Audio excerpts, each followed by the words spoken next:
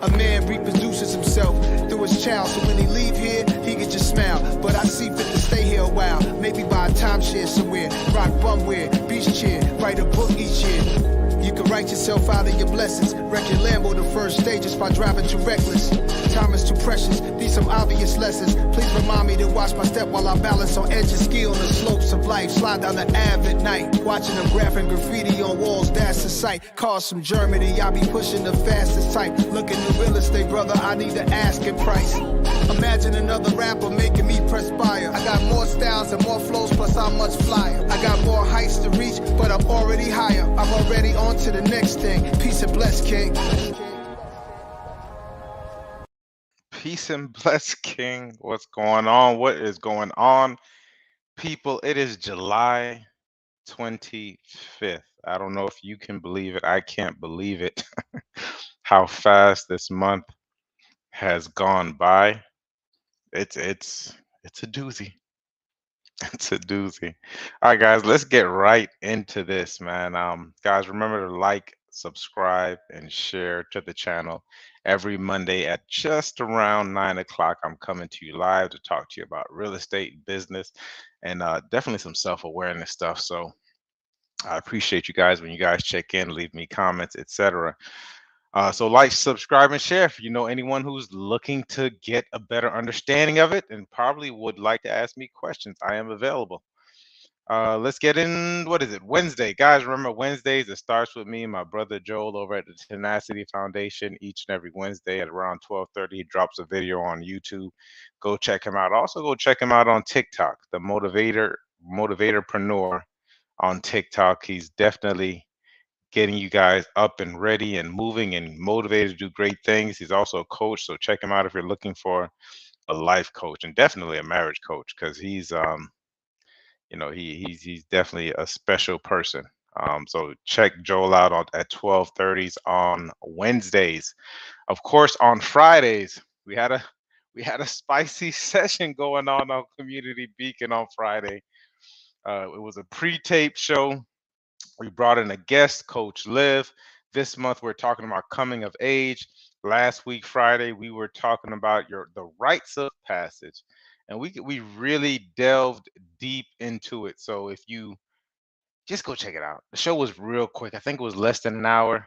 You will definitely get some gems and some tidbits, and it actually highlighted a lot of what I'm going to talk about in this show after we get into real estate news. So guys, remember Friday at 6:30, we have Community Beacon. We will be wrapping up this month's theme, which was coming of age. Been a fire month, and it just gets better, man. We started that show last year, excuse me, in 2022. We've just gotten better. I don't know if you all remember, but this wall behind me was white. I was sitting like I was an inmate doing a telecom. I was doing a teleconference. So we've definitely changed up. We're definitely getting better and better, and we will continue to do so as long as we stay consistent and persistent, because we believe in what it is that we're doing, and we know that we're reaching people. Like I said, I appreciate a lot of you guys who do reach out.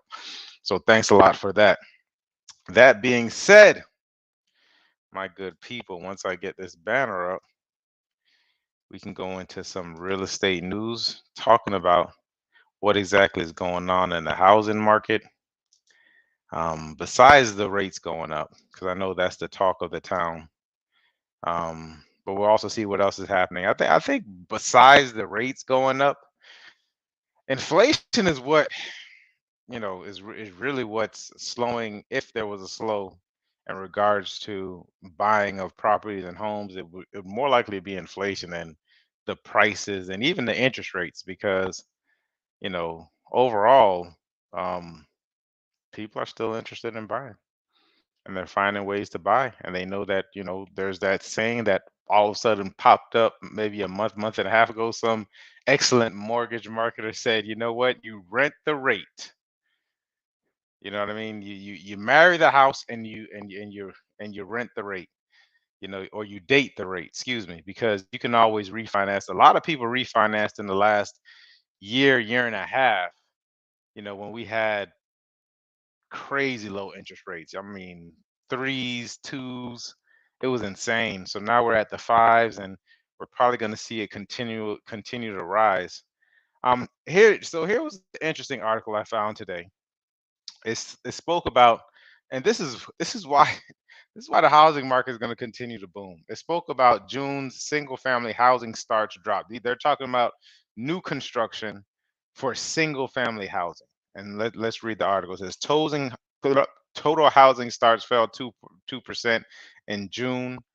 Weakness in the single family sector was partially lessened by a 10.3% rise in the multifamily sector, meaning that they will have rentals available. They will have rentals available for you. And I'm hoping you guys are really watching what's going on in regards to the rentals. I had another article that was sent to me that $6.1 billion came over from China to buy single family homes here in the States. A lot of huge corporations, etc., are buying single family homes. We're starting to see a definite shift in how corporate perceives the real estate marketplace. Matter of fact, what is it? Blackstone. There goes that man. Mama, there goes that man again. Blackstone just raised another $20 billion, and they actually had a bad quarter. And the only reason why the quarter wasn't as bad as it could have been was because of their real estate portfolio. And if you all don't know who Blackstone is probably one of the biggest companies, hedge fund companies ever. They probably have their hand in everything. When I say everything, everything, and they're really hedging their hedge fund, hedging their bets on the housing market. So let's read this article quickly. Overall housing starts fell 2%, so 2% to a seasonally adjusted annual rate of 1.56 million units in June from an upwardly revised reading the previous month, according to a report from the Housing and Urban Development. In June, 1.56 million housing starts represents a number that would begin development if June's pace continued. Remember, we're always thinking we're not going to get July until August because they wait until they get the full numbers in. So within the overall number, single family starts decreased 8.1% in June to 982,000 seasonally adjusted annual rate. It's the slowest pace since June 2020. That's interesting. And of course, June 2020 was, the heat of the pandemic. Nobody knew what was going on in June. So I know I know now hindsight is 2020. Um, but back I don't know if you all knew, like nobody knew what was going on in the housing market. A lot of people just wanted to stand still. The builders especially were not wanting to do anything. They didn't know what was happening, and then they acted like they didn't know us the next year. The multifamily sector, which includes apartment buildings and condos, increased 10.3% to annualized 577,000. I don't know if you all have been down to downtown West Palm Beach lately, and going from, First Street, I would say not even more than First, maybe second to Third Street, and heading south. If you can see the amount of activity that's going on there in regards to the infrastructure. Tamarind is shut down from, what is it, Palm Beach Lakes all the way over to Banyan. They're redoing the infrastructure, putting in, more commercialized pipes to handle what's about to happen with all of this construction going on. So, if you're paying attention to that, you got to see what's happening. Um, Single family starts are retreating on higher construction costs and interest rates. This decline is reflected in our latest builder survey.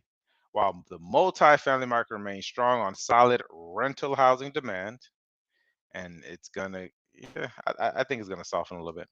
The softening of single family construction data should send a strong signal to the Federal Reserve that tighter financial conditions are producing a housing downturn. Price growth will slow significantly this year. Yeah, I agree. But a housing deficit relative to demographic need will persist through this ongoing cyclical downturn. Is a housing deficit. So, sellers are still going to have, the sellers aren't getting what they're going to get back in February, March, and April. Our sellers aren't going to get that. They're not going to get these crazy multiple offers, but they are going to get high prices for their homes if they do decide or they need to sell. On a regional and year-to-year date basis, combined single-family and multifamily starts are 4.4% lower in the Northeast, 4.7% and higher in the Midwest, 11.1% higher. Here we go. In the South. A lot of people are moving south. Overall permits and indication of future building activity decreased 0.6% to a $1.69 million unit. Okay, this was nationally. Looking at regional permit data on a year-to-date basis, permits are 5.1% lower in the Northeast, 2.5% higher in the Midwest, 2.9% higher in the South, and 3% higher in the West. So we're seeing a slowing down of construction, which we would anticipate. However, I think it's probably more so of a logistics thing than what has to do with the with actual housing, because there's certainly a demand for it. There's certainly a demand for it. Let me stop my screen share. Let me see who's shouting me out. Jason. Shouts out to Jason McFarlane. That's a future billionaire. I think a billionaire takes a lot of work. Shouts out to Jason McFarlane. He says, "Sharp outfit, great look, professional and down to earth." I appreciate it. It's late night. I didn't want to put a tie on. It's in the evening time. I appreciate you, Jason, for checking in. What am I getting into today? Man, this has been interesting. Okay, let me go over my books I'm reading. Guys, remember I'm reading the Four Agreements. Don't make assumptions. It got a little bit easier this week. This week was a little bit easier than the week prior. The week prior, it was something. The week prior seemed to me, especially when in regards to don't making assumptions, was more so of an awareness thing. I was so aware of all the assumptions that I make on a day-to-day basis. I was so aware of it. And I mean, conversations that I would not have had. I mean, um, dismissing people.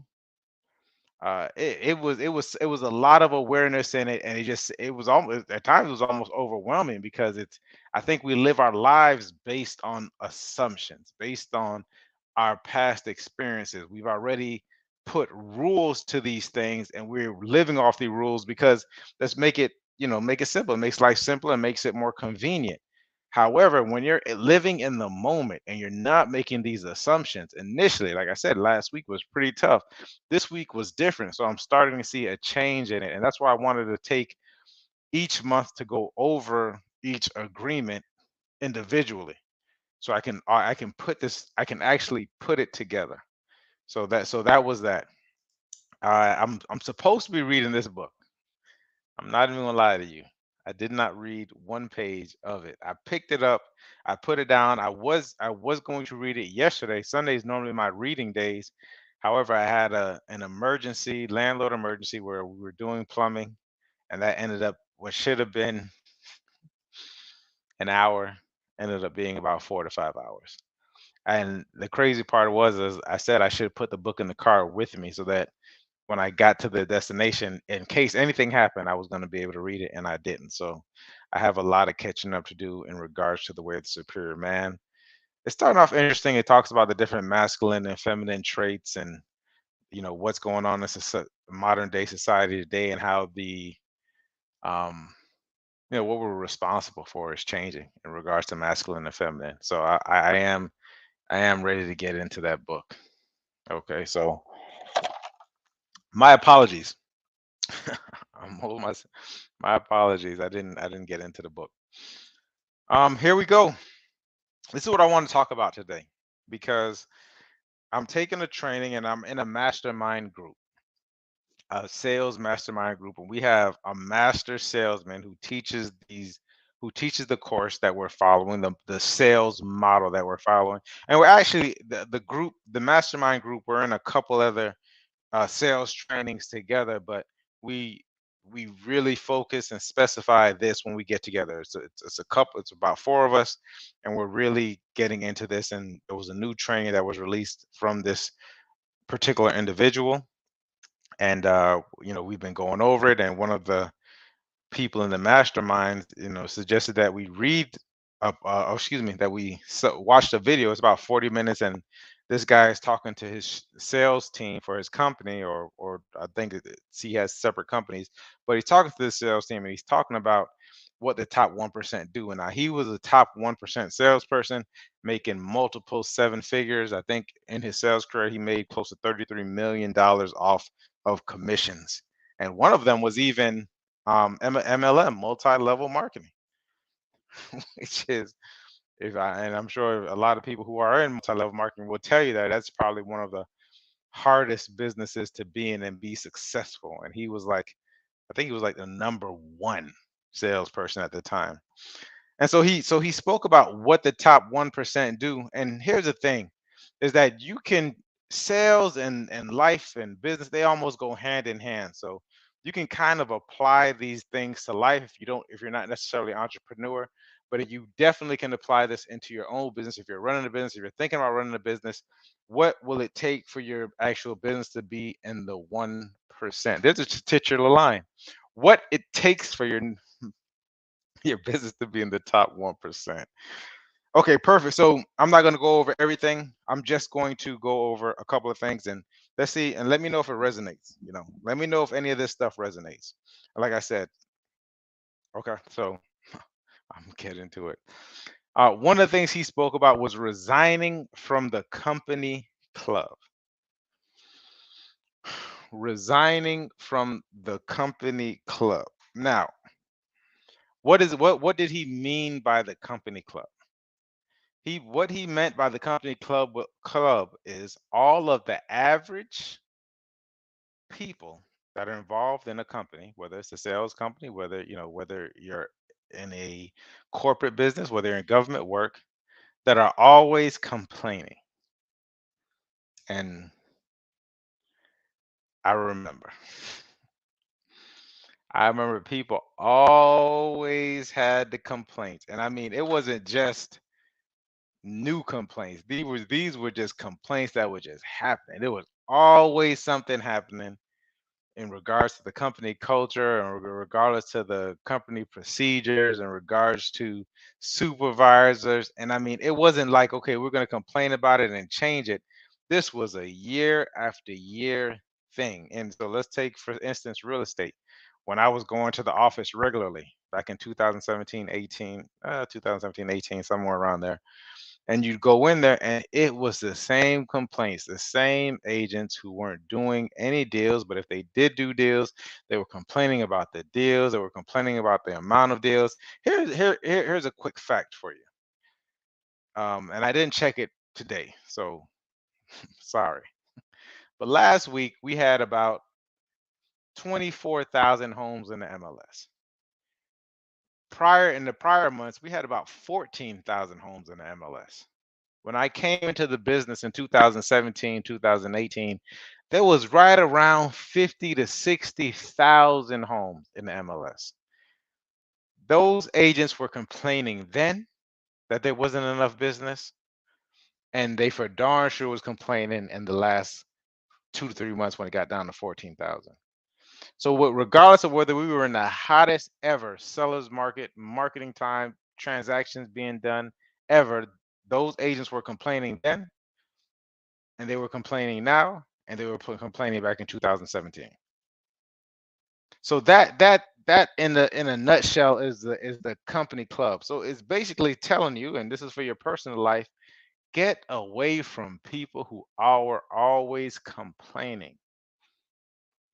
It's always, the onus is always on an outside entity, because no matter how positive you are, no matter how many affirmations you're doing, no matter how many positive books and self-help books you're reading, you cannot outdo the people that you spend the most of your time with. I don't know if I've mentioned this stat. We have 60,000 thoughts in a day. 46% subconsciously is just our subconscious just automatically running. So if you compound that with listening to the same people, regardless of the situation, because regardless if you upfront refuse to hear it, you're still getting these little itty bit. And here's the thing: they're not even doing it on purpose. This is just the way that they've resigned to be. So you need to resign from the company club. Go do lunch with other people. I probably was in your shoes. Oh, Mike thinks he's better than everybody else. Mike is this, Mike is that. Mike was gonna have to be that because Mike had goals and visions that he wanted to get to, and I was not going to do it with all of that negativity. Some of us, it's happening in our own households, right? You got to figure it out, man. You got to figure out, what exactly you're gonna do, and start setting up some boundaries and letting people know, like, I don't want to hear it. I'm telling people quick. Probably the only one who I couldn't tell was my mother. But even it's so, but I had to. There was conversations, right? These are the average people. They're complaining for sales. They're complaining about bad months. They're complaining about bad prospects. Like, when does it lie with you, right? So that was what he spoke about. If you want to be in the top 1%, you have to resign from the company club. You have to resign from the company club. Now what else he spoke about? He spoke about selling. He said, um, all your prospects have fear regardless. That's why they haven't bought yet. That's why they haven't done what they said they were going to do. They have these fears. And what selling is, and his definition of selling is change. Another person who I'm listening to was saying that selling is the transference of belief. So essentially, your prospects don't have the belief in more, you're selling your product. So your product, or a product that's going to take them to a different place, or the place that they want to be. They don't have the belief in themselves that they can go to that place. They don't have a belief in any system will take them to that place. They have these fears. So the belief is actually in the fear. So what happens with this, and listen to the selling part, is that you have to, and sell it, you always sell it.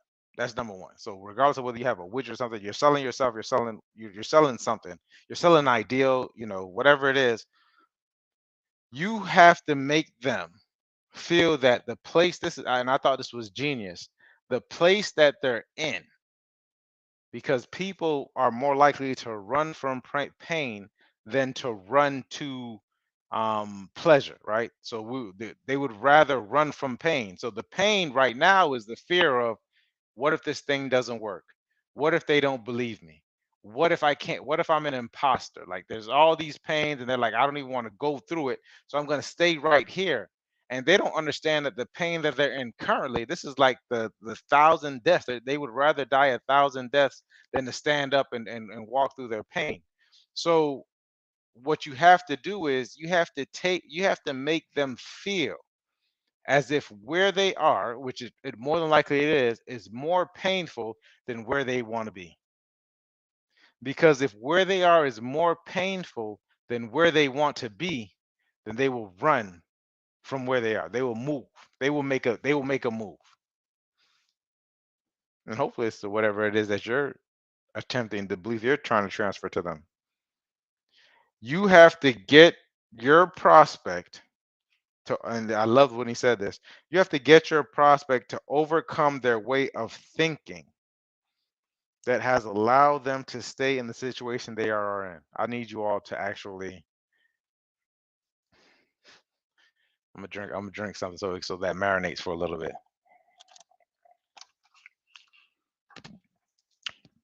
Here's the beautiful thing about all this, about you being in the top 1% and what it takes to be in the top 1%. Here's the beautiful of all this, is now you're no longer putting the blame on your prospects. It's no longer, this is a bad prospect. These leads are terrible. My family is terrible because they don't want to support me. My friends are terrible because they don't want to support me. No, your skills are horrible. You're horrible at selling. You're horrible at selling the belief of we need to do. Let's take it for the family instance. We need to take it from our to get our family from here to there. We need to do this. You can't transfer that belief because you quite possibly don't really believe it. And if you do believe it, then you don't know how to communicate it so that they believe it. Oh my gosh. Do you? I want to understand. I want you to understand the amount of power that I'm placing back in your hands. I want you to think about the amount of power that's being placed back into you. The power I'm giving you your power back. He gave me my power back. This is getting your power back by understanding this statement of what you are selling. What are you selling to whoever you're selling it to? You want your family to be in a better place and you want them to support you, you need to sell it. You need to sell that ideal. You have a business that you believe is bringing value to the marketplace. You need to sell it. You need to make them believe it by any means necessary. You need to understand sales. You need to understand human behavior. You need to understand how to say things. You need to understand when to say things. You need to understand when not to say things. I'm done. I am done. If that's it, like I can stop this video right here because that is it. I guess the only other place to say is like, where do you get all this stuff from? Like, where are you gonna get it from? I can and reach out to me. I'll tell you. I'll tell you how to start. Okay, guys, I love you. It's Monday. We're gonna make it an excellent week. We're going to move forward. We're going to take our power back. We're going to sell our great ideals, our great values, us adding value to the marketplace, to our families. We're just going to move in a direction. And here's the thing, everyone doesn't need to go. You need to find the people that rock with you. The people, the Bible says that when I speak, my people, my sheep will follow me. They know my voice. Those are the people you need to be talking to, but you need to understand how to communicate to them to get them here. And it's gonna be more than passion. It's gonna be more than passion. It's gonna be more than a testimony. It's going to take selling. I'm done. I love you guys. Let's make it a great week.